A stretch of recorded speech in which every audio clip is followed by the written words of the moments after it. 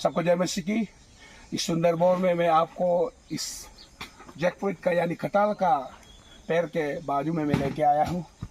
और यहाँ पर आप देख रहे हैं इतना ज़मीन से सटा हुआ है, फल लगे हैं। और वहाँ पे भी आप देख सकते हैं, यहाँ को भी देख सकते हैं, और ऊपर भी और इधर भी लगे हुए हैं। तो ये एक बात हमें सिखाते हैं मेरे प्रियजनों कि हम प्रभु के राज्य में कोई विश्वासी बड़ा या छोटा नहीं होते, पर हमें एक फलदायक वृक्ष, फलवन एक दागलता सी या एक फल देने वाले एक हमें वृक्ष बनना बहुत जरूरी है। इसलिए कहा है कि यूहन्ना 15:8 में कि अगर आप फल नहीं फलते हैं तो हम प्रभु यीशु मसीह का चेला नहीं है। तो अगर आप फल फलते हैं तो सचमुच आप प्रभु यीशु मसीह का यानी परमेश्वर का चेला है। यहाँ पर जैसे ये एक अच्छा उदाहरण है, हमें आज इस सुंदर बोर में ये कटहल और हमारे सामने में ये बाजू में भी देखने में, और ये पेड़ भी छोटा है, ज़्यादा बड़ी नहीं है, कई सालों का नहीं है। हो सकता है ये 2-3 साल या 4-5 साल के होंगे, लेकिन देखिए इसका फल देखिए आप, इतना मज़ा है। और हम मालिक यहाँ पर इंतज़ार कर रहा है कि कब ये इसका परिपक्व यानी इसका पकने का इसको राइप होने का समय जो है आए।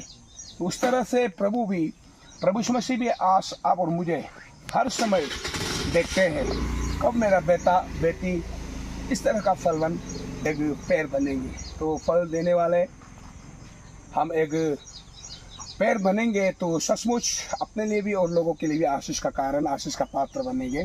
तो इसलिए मैं आप सबसे इस एक दृष्टांत के रूप में भी, पैराबल के रूप में भी मैं आपको एक यहाँ पर कहना चाहता हूँ कि आज हमें प्रभु के राज्य में हम एक जन बहुत मायने रखते हैं, बहुत उत्तम है, हम बहुत हमारा जीवन मूल्यवान है। इस जीवन को एक फलवन जैसे पेड़ से फल से लदा हुआ ये कटहल का जो पेड़ है, उस तरह का हमारा जीवन को क्यों ना बनाए। तो हम कर सकते हैं। अब और हमें करने के लिए हमारा निर्बलता में, कमजोरी में हमें साथ देने के लिए, बलवान करने के लिए 24 घंटा यानी 24/7 पवित्र आत्मा हमारे साथ में हमेशा रहते हैं। इसलिए यहाँ जैसे हम दिख रहा है, अब और हमारा दर्शन होना है, और दर्शन होगा, सपना देखेंगे तो जरूर हम सबकी ख्वाहिशों को परमेश्वर पूरा करेगा। क्योंकि हो सकता है कुछ समय हमको लेट भी होगा, लेकिन वहाँ पर दर्शन की बातों को अगर हम देखेंगे तो हबाकुक 2 अध्याय का 2 और 3 पद में हम देख सकते हैं, दर्शन की बातें लिख दे, हृदय की पत्तियों पर लिख दे, साफ साफ लिख दे कि क्या है, सहज से दौड़ते हुए हम पढ़ सके। और दर्शन की बातें पूरा होने में कुछ समय विलम्ब भी होते हैं, लेकिन जो बैक्ष आता है उसमें देरी ना होगा, देर ना होगा।